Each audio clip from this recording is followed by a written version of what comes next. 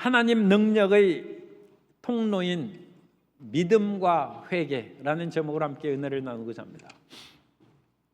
며칠 전에 뉴스를 보니까 백악관에 트럼프 대통령이 자기 집무실 책상에 딱 버티고 앉아있고 그 책상 앞에 유럽의 정상들이 의자 하나씩 놓고 딱 앉은 그림을 보여주었습니다. 백악관에서 발표한 사진입니다. 그리고 그 사진에는 분명히 기록되기를 힘에 의한 평화, Peace through Strength라는 글귀가 딱 쓰여요. 우리가 뭉쳐서 힘을 가져야 우크라이나 사태도 러시아의 전쟁 문제도 해결할 수 있다. 그런 표면적인 이유가 있고, 더 나아가서는 유럽의 각국의 정상들이라 할지라도 가장 강한 미국 앞에는 책상 앞에 그냥 의자 놓고 앉아있는 그런 사람이다. 그런 미묘한 그런 시각 차이를 보여주고 있습니다. 그러면 오늘날 그야말로 군사력이 강하고 경제력이 강하면 그런 나라가 최고입니까? 성경은 그런 나라가 강할지라도 그보다 높은 하늘의 하나님이 계시답니다. 하나님만이 홀로 영광과 찬양을 받기에 합당하신 분인 줄 믿습니다. 그 위대하신 하나님의 능력과 그 하나님 앞에 간구함으로 말미암아 우리 삶의 문제가 해결될 수 있는 축복의 통로인 믿음과 회개에 대해서 함께 은혜를 나누고자 합니다. 첫째로 이사야 선지자는 최강의 당시 아수르 제국의 패망을 선포합니다. 주전 8세기, 7세기, 지금으로부터 한 2700년 전후한 무렵에 아수르가 고대 근동의 모든 나라를 정복하고 나중에는 이집트까지 정복하는 강력한 국가를 세웠어요. 그 강력한 아수르 제국은 8세기 후반에는 다윗과 솔로몬의 제국이 북이스라엘과 남유다로 나눠졌는데 북이스라엘을 멸망시켰어요. 북이스라엘은 유다 왕국보다 인구도 많고 땅도 훨씬 더 없습니다. 그런데 이스라엘이 멸망했어요. 이제 남유다 왕국은 풍전등화입니다. 언제 바람 앞에 꺼질지 모르는 등불처럼 아수르 앞에서 그야말로 언제 멸망할지 모르는 두려움에 떨고 있어요. 아수르는 굉장히 강력한 국가였습니다. 그 아수르는 다른 나라를 정복할 때 가장 강한 적군의 성읍을 먼저 공격하는 거예요. 그래서 주변 연약한 성읍들은 거기를 보고 있는 거예요. 그리고 그 강력한 성읍에 이제 사자를 보내서 항복하라고 얘기합니다. 항복하면 살려주겠다. 그러나 항복하지 않으면 너희 살아있는 모든 존재를 다 멸망시키겠다. 위협을 하는 것입니다. 가장 강력한 적군의 성읍이니까 어찌 쉽게 항복하겠습니까? 그런데 아수르는 그보다 강합니다. 그래서 아수르는 그 강한 적군의 성읍을 공격해서 초토화시키는, 그 속에 살아남은 사람을 다 멸하고 사람을 산채로 나무에 매답니다. 십자가형이 아수르 제국에서 시작합니다. 더 끔찍한 것은 산 사람을 기둥에 묶어놓고 콜타를 바르고 밤에 불을 붙여요. 잔인하죠. 인신 횃불입니다. 주변의 성읍들은 아수르의 사자가 오면 그냥 성문을 열고 항복합니다.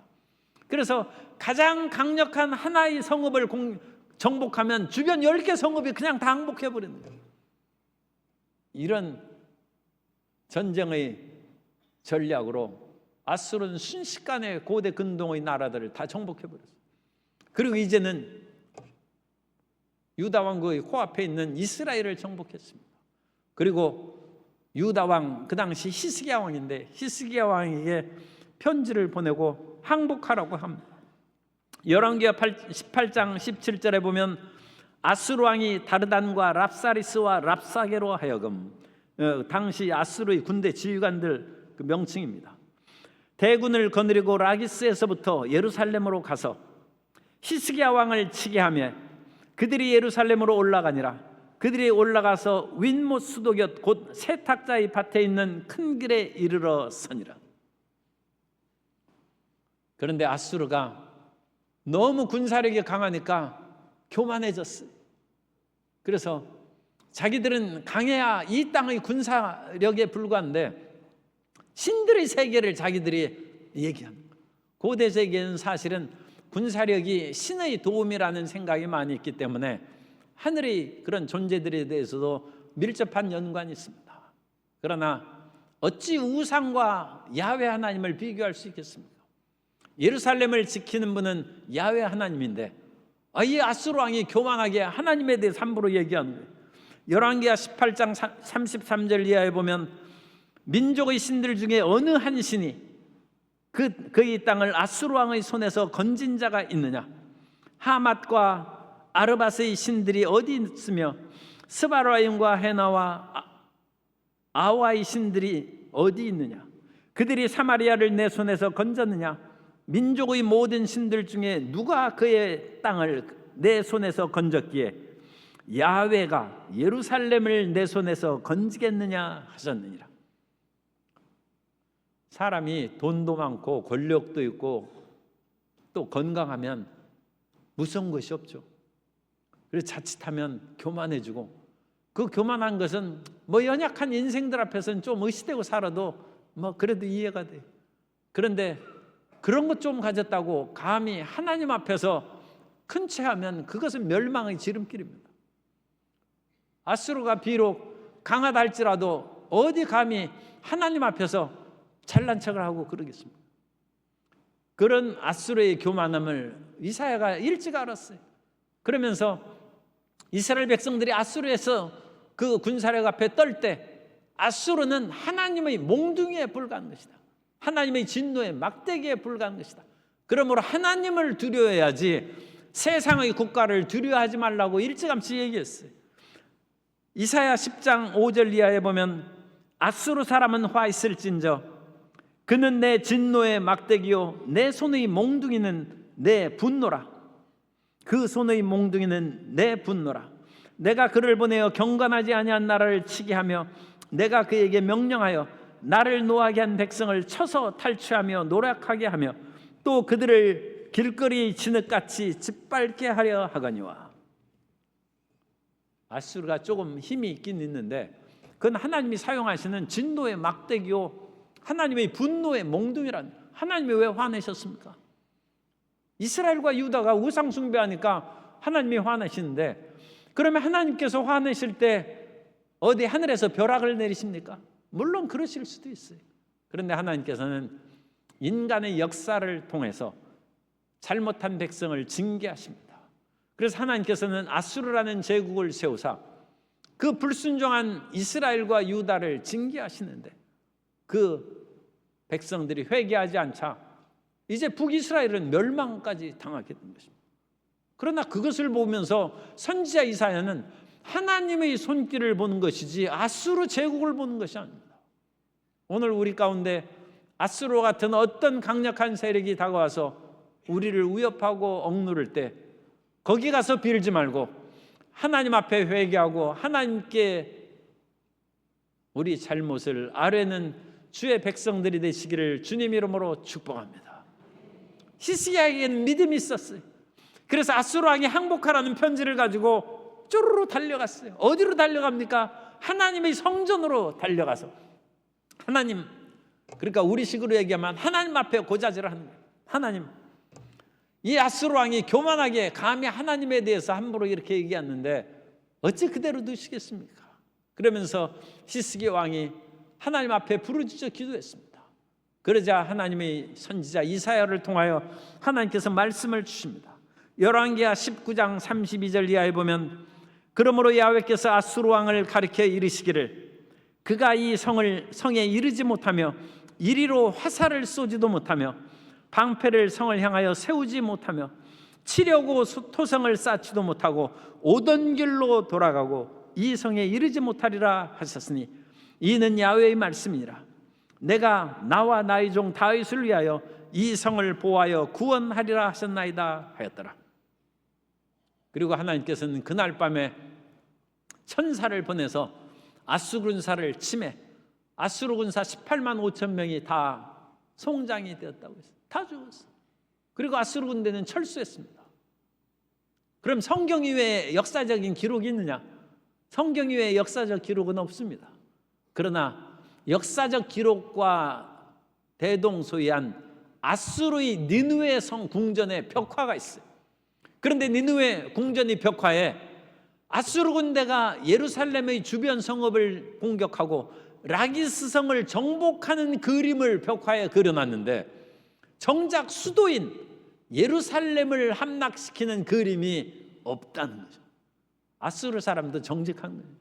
아수르 사람이 자기들이 여러 나라를 정복하고 그런 것을 자랑 삼아서 벽화를 그렸는데 라기스 성을 함락시킨 것은 그려놨는데 예루살렘은 없어요. 그것은 예루살렘 공격에 실패했다는 것이고, 그럼 어떻게 해서 실패했느냐? 그 이면에는 성경에 기록된 대로 하나님께서 그들을 치셨다는 거예요. 역사가 헤로도토스는 들쥐떼가 공격함으로 말미암아 아수르 군사들이 화살과 가죽을 다 갉아먹었다는 그런 기록이 있어요. 어쨌든 하나님의 역사로 유다가 건짐을 받은 것입니다. 가장 강력한 아수르의 군다도 하나님을 의지하는 백성 앞에서는 허물어진 것처럼 아수르같이 우리를 위협하는 재물이나 또는 질병이나 그 어떤 힘이라 할지라도 하나님 앞에 나와 부르짖음으로 말미암아 구원함을 받고 치료함을 받고 생명을 얻는 주의 자녀들이 되시기를 예수님의 이름으로 축원합니다. 두 번째, 이사야는 또 선포합니다. 이스라엘 백성들이, 이제 유다 백성들이 바벨론으로 포로로 끌려갔어요. 그런데 그 포로에서 해방을 선포합니다. 아수르를 멸망시킨 것은 바벨론 제국인데, 바벨론 제국은 강성해서 그야말로 유다를 함락시키고 예루살렘 성을 허물어버리고 하나님의 성전을 파괴했어요. 바벨론 군대가 대단하죠. 그런데 바벨론 군대가 대단한 것보다, 그거보다 더 큰 문제는 유다 백성들이 끝까지 회개를 안 했다는 것이고, 하나님께서는 그 사랑하는 솔로몬의 성전까지도 느부갓네살 군대의 발굽에 무너지도록 하나님이 눈을 감으셨어요. 왜?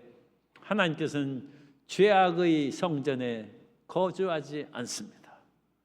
하나님께서 우리와 함께 계시려면 우리가 하나님 앞에 정직하고 진실함으로써 회개하고 깨끗한 심령으로 예배드릴 때 주님께서 이곳에서 임재하시고 운행하시고 영광과 찬양을 받으실 줄로 믿습니다. 그런데 그 예루살렘 성전에서 심지어 에스겔 선지서에 나옵니다.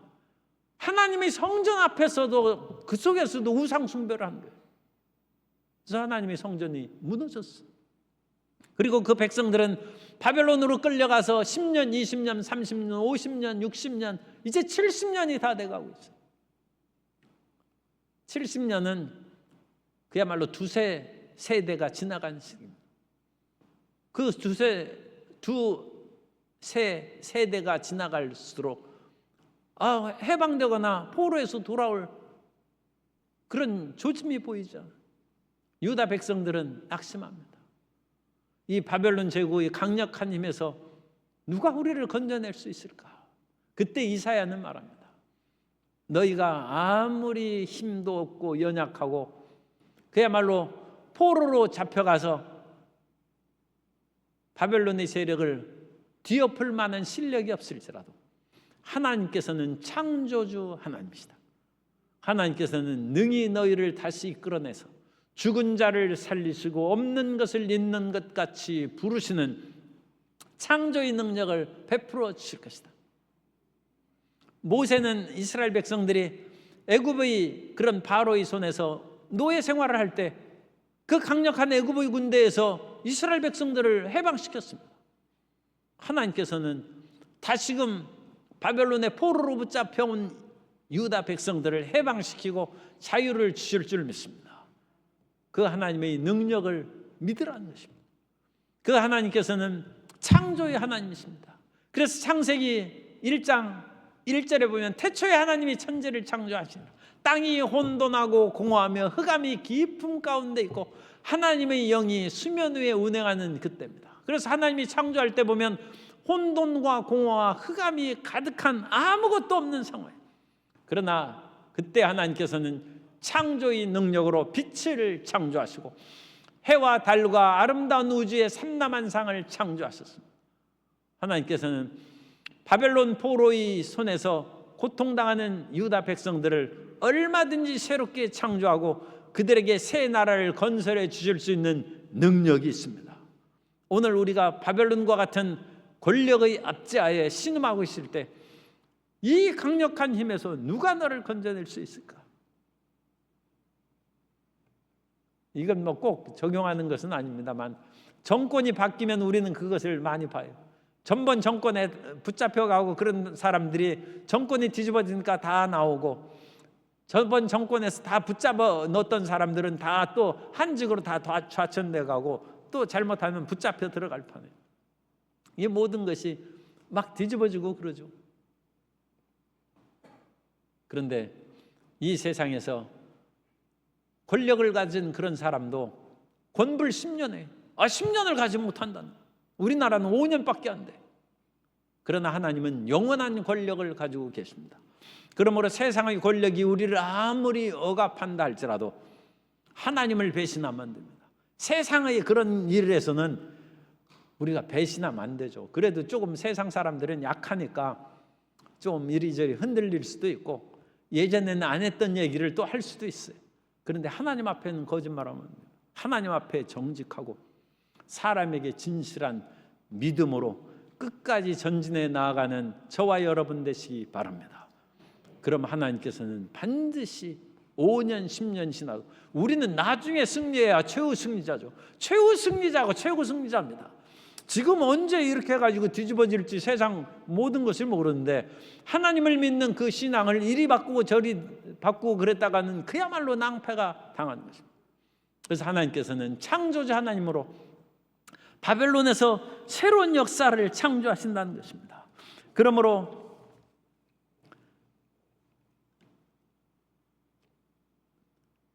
이사야 43장 19절에 보면 보라 내가 새 일을 행하리니 이제 나타낼 것이라 너희가 그것을 알지 못하겠느냐 반드시 내가 광야의 길을 사막의 강을 내리니 너희가 포로와 낙심 가운데 주저앉아 있지만 하나님께서는 새로운 길을 열어주시고 광야의 길을 아무도 갈 수 없는 그런 광야의 길을 내고 사막에 이 사막은 물이 없어서 사막이 되는데 사막에 강이 흐르는 위대한 기적의 역사가 이루어진다는 것입니다.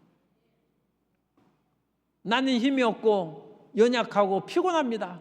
그래도 하나님께서는 내가 창조주 하나님이 아니냐 그러므로 너에게 힘을 준다고 이사야 40장 29절 이하에서 말씀합니다. 피곤한 자에게는 능력을 주시며 무능한 자에게는 힘을 더하시나니 소년이라도 피곤하며 곤비하며 장정이라도 넘어지며 쓰러지되 오직 야훼를 앙망하는 자는 새 힘을 얻으리니 독수리가 날개치며 올라감 같을 것이요 다른 박질하여도 곤비하지 아니하겠고 걸어가도 피곤하지 아니하리로다. 우리를 피곤하게 억누르는 질병에서도 주님께서 우리를 독수리같이 새 힘을 주셔서 날아오르게 하시고 세상의 온갖 물질적인 압력하에서 내가 언제 마음 놓고 한번 살아보나 하는 그런 마음의 낙심이 절망감이 있을지라도 하나님께서는 가난한 자를 부유케 하시고 그로 말미암아 많은 사람들을 유익하게 하는 새로운 길을 열어주실 줄 믿습니다. 바벨론의 포로 사로잡힌 것 같은 그런 상황에 있을지라도 전능하신 하나님을 의지하시기 바랍니다. 하나님께서는 포로된 자에게 자유를 주신 것입니다. 눌린 자를 자유케 주신 것입니다. 그 하나님의 권능인 것입니다. 그리고 하나님께서는 예수 그리스도 안에서 정말로 우리를 새롭게 해줍니다. 그런즉 누구든지 그리스도 예수 안에 있으면 새로운 피조물이라 이전 것은 지나갔으니 보라 새 것이 되었도다. 예수 안에서 우리는 새롭게 되고 성령의 충만을 받아서 날마다 지혜롭고 머리 되고 위에 있고 아래로 내려가지 않는 복을 받게 될 줄로 믿습니다. 바벨론의 유다 백성들에게 해방과 자유를 선포하신 하나님께서는 오늘 우리에게도 이와 같은 자유와 해방을 우리에게 내려주실 줄 믿습니다. 이사야는 한 번 더 합니다. 세 번째로 포로 귀환민들에게 해방을 선포합니다. 지금 이 시대가 굉장히 내려가고 있어요. 처음에는 아수르 제국, 두 번째는 바벨론. 아수르 제국을 멸망시킨 것이 바벨론입니다. 바벨론 제국이고, 바벨론 제국을 멸망시킨 것이 바사 제국. 바사는 페르시아를 말합니다. 페르시아 제국이에요. 그래서 이 유다 백성들이 포로에서 돌아올 때는 페르시아 제국으로 이미 바뀌었어요. 그런데 페르시아 제국 시대에 유다 백성들이 고향에 돌아와 보니까 남은 것이 하나도 없어요. 고향에 돌아와도 그야말로 모든 것은 황폐하고 사랑하는 사람도 없고 옛날의 그 모든 것들도 다 변해버리고 말아서 살 길이 막막하다는 거죠. 70년의 포로 생활과 그 이후에 이 포로 귀환이 여러 세대에 걸쳐서 계속 진행되어 왔습니다.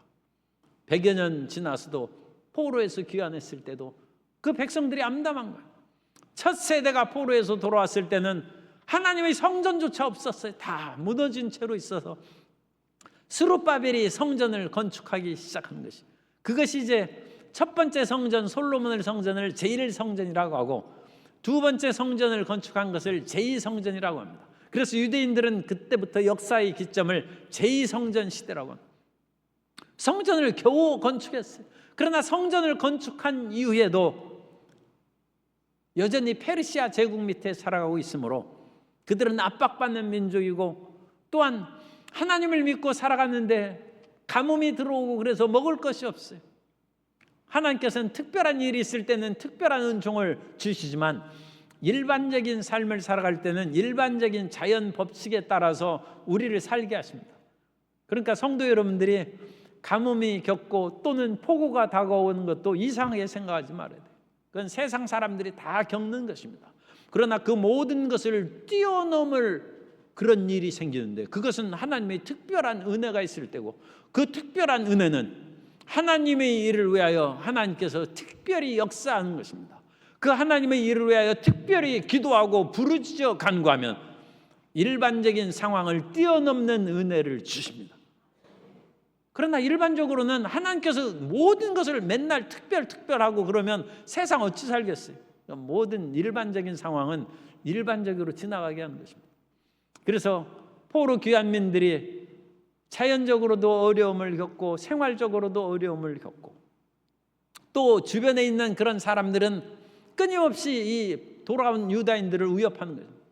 옛날부터 거기에서 이제 70년 전부터 또는 100여 년 전부터 살아오던 사마리아 사람, 암몬 사람, 모압 사람들이 이미 그 땅을 차지하고 거기에서 남아있던 유다 백성들도 이미 자기가 주인이라고 그 땅을 차지하는 거예요. 예컨대 일사후퇴 때 함경도에서 부자로 살던 사람이 아예 서둘러 피난을 왔어. 그래가지고 그 도망 올 때 아마 집 문서하고 땅 문서는 가지고 왔겠죠. 그런데 지금 이제 일사후퇴가 지난 지 75년이 됐어요. 그 땅 문서 지금 북한 가서 유효하겠습니까? 안 하겠습니까? 아니, 그리고 지금 통일이 됐어요. 이제 얼마 뒤에 통일이 됐는데 평안도에 땅이 있는데 땅을 거기에 가보니까 거대한 건물이 세워져 있는데 이게 내 땅이라고, 여기 문서 봐라, 이게 내 땅이다. 그러면 그 땅, 그 건물 주인이 가져가십시오, 그렇게 하겠습니까? 포로에서 돌아온 유다인들이 자기 땅이라고 해도 이미 다른 사람이 지금 70년이 지나고 그 이후에 포로 귀환민들이 돌아왔다면 100년, 몇십 년, 100몇십 년이 지났어요. 그 땅을 차지할 수가 없어요. 그리고 거기에서 수많은 분쟁과 다툼이 생겨요. 우리나라도 새 나라를 건설할 때 1945년 8.15 해방이 이루어졌을 때 나라가 사분오열됐어요. 왜 사분오열됩니까?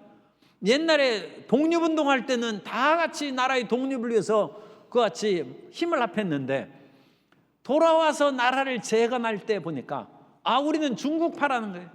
중국에서 독립운동한 사람은 자기들끼리 코드가 맞으니까 우리를 중심으로 나라를 건설하자 하고, 미국에서 온 사람은 우리끼리 코드가 맞으니까 우리를 중심으로 나라를 건설하자 하고, 소련에서 온 사람은 또 그런 얘기하고, 나라가 사분오열 풍비박산이 됐어. 그때 우리가 한 마음과 한 뜻이 있었더라면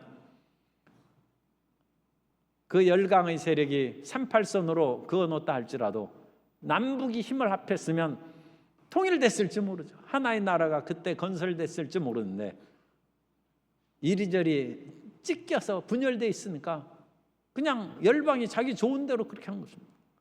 그런데 그렇지 못하게 한 나라가 튀르키예.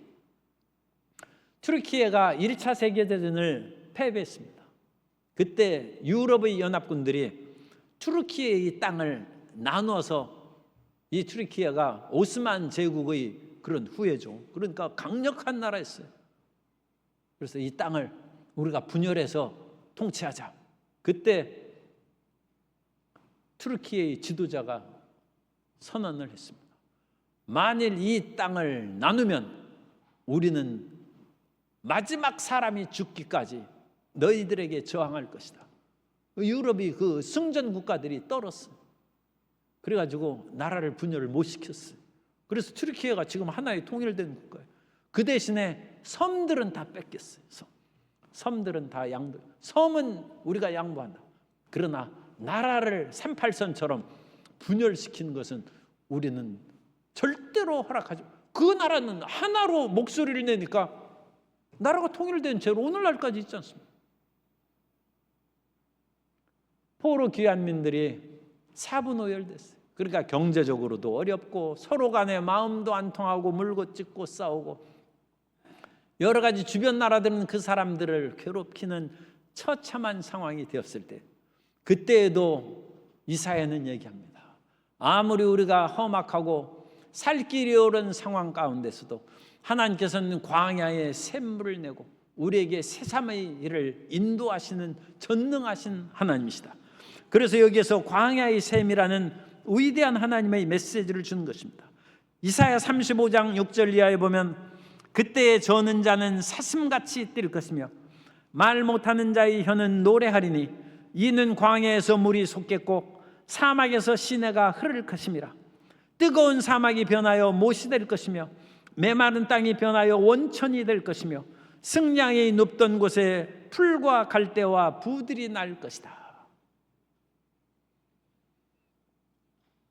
페르시아 제국의 강력한 나라에서도 하나님께서는 다시금 새로운 살 길을 열어 주실 수 있다는 것을 이사야가 선포했고 우리는 그 전능하신 하나님을 믿어야 합니다.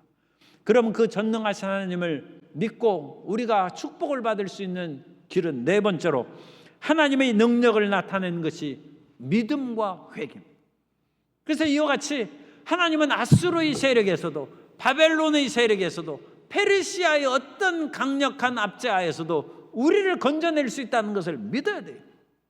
아수르가 뭡니까?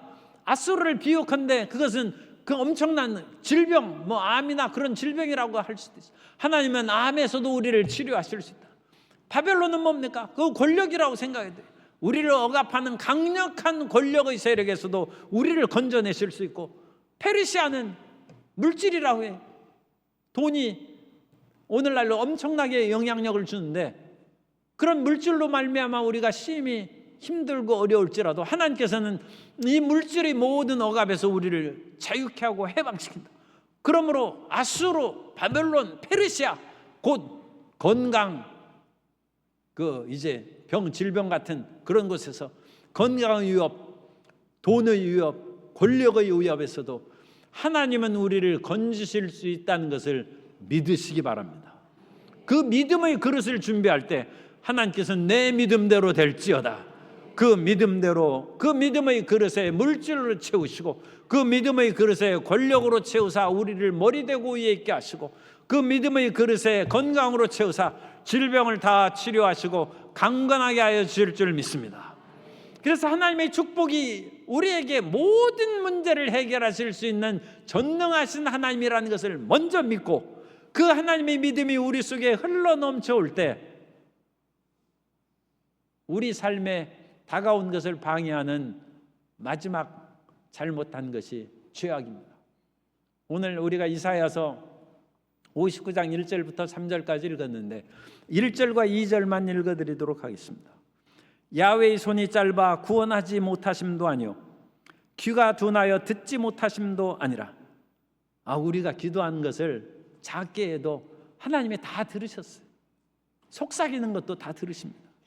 그런데 하나님께서 왜 안 들어주십니까? 그러면 오직 너희 죄악이 너희와 너희 하나님 사이를 갈라놓았고, 하나님의 기도 응답이 내려오는데 죄악이 갈라놓았고 너희 죄가 그의 얼굴을 가리어서 너희에게서 듣지 않으시게 함이니라. 그래서 마지막 우리가 믿음과 회개가 하나님의 축복을 받는 통로라. 믿음을 가져야죠. 하나님은 능히 우리를 살리실 수 있다는 것을 믿어야 돼. 하나님께서는 능히 내 돈 없는데 돈이 문제가 아니야. 하나님의 문제. 하나님은 물질이 없어도 우리를 사업할 수 있도록 세워주신다는. 그런데 우리에게 죄악이 있으면 안 돼. 그래서 죄악은 우리에게 크게 하나님에 대한 반역죄와 우리 이 세상에 나오는 계명을 어긴 죄. 그래서 우리가 이 세상에서 무슨 죄가 있느냐 물으면 그냥 10계명을 일단 생각하면 돼. 어떤 사람은 너무 힘들고 어려우니까 점치러 간대. 우상 숭배하는 거야. 하나님 왜 다른 신을 둬가지고 그게 잘 되겠습니까? 10계명을 어기는 것이죠. 아무리 어렵고 힘든다고 해도 도둑질하면 되겠어요. 도둑질하는 것은 자기 스스로 문제를 해결하려고 하는 것이고, 굶으면서 금식기도 하면 하나님께서 우리의 먹을 것을 채워주시고 은혜의 손길을 베풀어 주실 줄 믿습니다. 그래서 우리가 하나님의 계명에 10계명에 비추어서 부끄러움이 없어야 돼요. 그리고 또한 우리 마음 가운데 근원적인 반역죄가 있어요. 아담과 하와가 선악을 알게 하는 나무 열매를 먹은 것이 근원적인 반역죄입니다. 아담과 하와가 10계명 어기거나 그러지 않았어요. 그런데 아담과 하와는 하나님의 말씀을 어기고 내가 하나님처럼 된다는 반역죄를 지었어요. 오늘 우리 마음 가운데 깊은 것은 하나님 나 10계명 지켰습니다 하는 사람도 내 인생 내가 삽니다 하는 것이 반역죄입니다. 우리는 내 스스로 이 세상에 태어났거나 내 스스로 지구를 만들지 않았어요. 그러므로 하나님께서 이 지구를 만드시고 그 안에서 나를 살게 하신 하나님의 뜻에 순종해야 될 줄로 믿습니다. 그래서 내 인생의 주인이 하나님이시라는 것을 인정하고 나 중심이 아니라 하나님의 중심에 서면 하나님의 축복이 내려오는 것을 방해하는 죄악이 사라져버리고, 이 죄악의 장애물이 사라져버릴 때 주님의 축복의 은혜가 우리에게 강물처럼 넘쳐나게 될 줄로 믿습니다. 그 은혜로 충만함에 채움받아서 나는 하나님의 축복을 받았다. 이제 아수르도 두려워하지 아니하고 바벨론도 두려워하지 아니하고 페르시아도 두려워하지 아니하고, 다른 말로 바꾸면 나는 권력의 압제에도 두려워하지 아니하고 물질의 많은 것으로 인하여도 두려워하지 아니하고 질병과 연약함의 그 모든 것으로도 인하여 두려워하지 아니하고 하나님 안에서 치료함을 받고 하나님 앞에서 복을 받아 머리 되고 하나님 앞에서 복을 받아 풍요롭게 되어서 주님의 뜻대로 살아가는 사람이다. 그와 같은 은총과 축복이 우리 모든 성도님의 삶에 충만하게 체험받게 되시기를 예수님으로 축원합니다. 그 풍성한 축복을 받도록 믿음의 그릇을 준비하고 나 중심이 아니라 하나님 중심으로 서도록 회개하는 저와 여러분 되시기를 예수님의 이름으로 축원합니다.